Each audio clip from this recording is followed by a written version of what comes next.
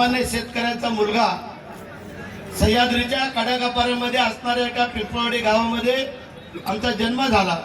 गावचा सरपंच झालो, पंचायत समितीचा अपक्ष सदस्य झालो, 2 वेळेला जिल्हा परिषद सदस्य झालो, 2 वेळेला सभापती झालो, 2 वेळेला माझी सौभाग्यवती सदस्य झाली, कारभार मीच पाहत होतो।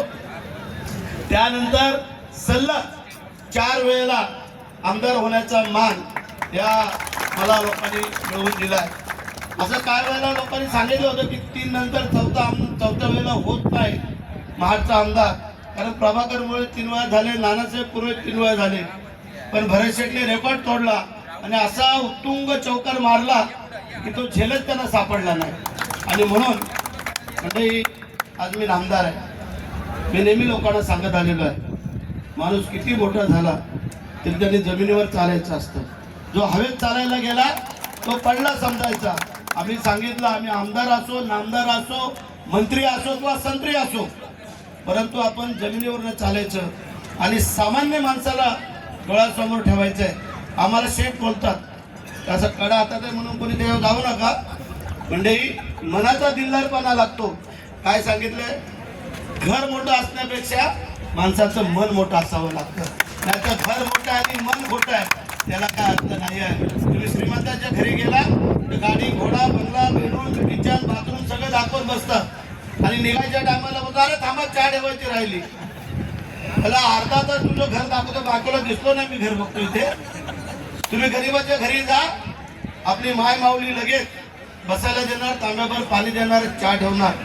आमच्या ग्रामीण भागामध्ये उशिरा गेलो रात्री तर बोलणार, थांबा आता, जेव्हा झोपा आणि सकाळी जा। सकाळी गेलो तर काय बोलणार, एवढ्या लवकर आलात घरी करा आणि मग जा। ही आत्मीयता असते। गरीबाचा आशीर्वाद हा मनापासून आणि हृदयापासून असतो, त्यामुळे त्याला कधी मरण नाही। तुमची जर नियत आणि नीतिमत्ता चांगली असली ना, तुम्हाला कोणी हरवू शकत नाही। त्यावेळेला आम्हाला बऱ्याचशा लोकांनी प्रयत्न केला पण तो यशस्वी झाला नाही आहे। आमची नियत नीतिमत्ता चांगली होती, तर आम्ही सेठ आहोत, पण ते गरीबाचे सेठ आहोत, म्हणून गरिबाने आम्हाला निवडून दिलेला आहे आणि म्हणून आम्ही त्याला विसरू शकत नाही। म्हणजे आज येता येता आपण 4 कार्यक्रम, आज एकादशी आहे, बाबारावांनी सांगितलं वस्तुशी आहे, 2 अखंड हरिनाम सप्त्याला भेट देऊन आलो, तिथल्या मंदिरातल्या देवाला प्रसन्न करून आलो, तिथल्या महाराजांना सांगितलं की आम्ही तुमच्यासाठी काहीतरी करतोय, तुम्ही आमच्यासाठी काहीतरी करा।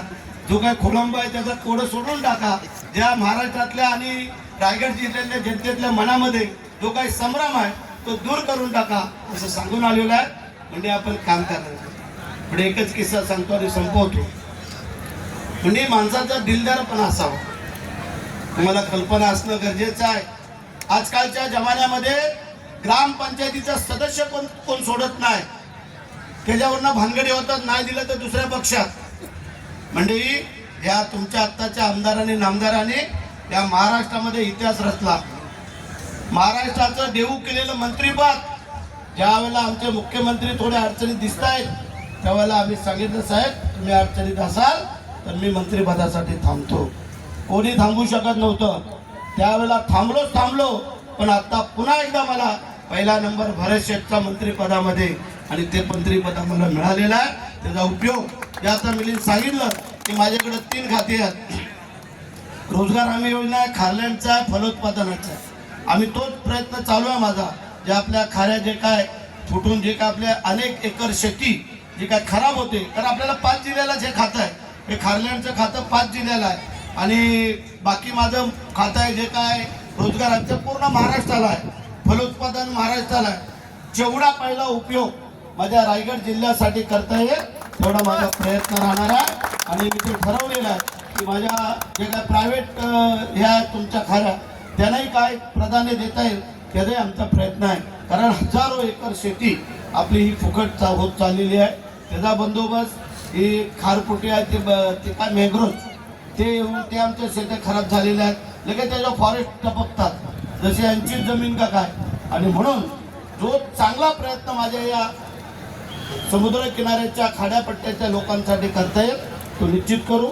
आणि पुन्हा एकदा सांगतो, वैकुंठ आपल्याला आहे, स्कोप आहे, काळजी करायचं कारण नाही। जे काम आता चालू आहे ते त्याच पद्धतीने आपण चालू राहू द्या, त्याच्यामुळे लोकांचं लक्ष लोकांचं वेदना आपल्याकडं कळत असतं.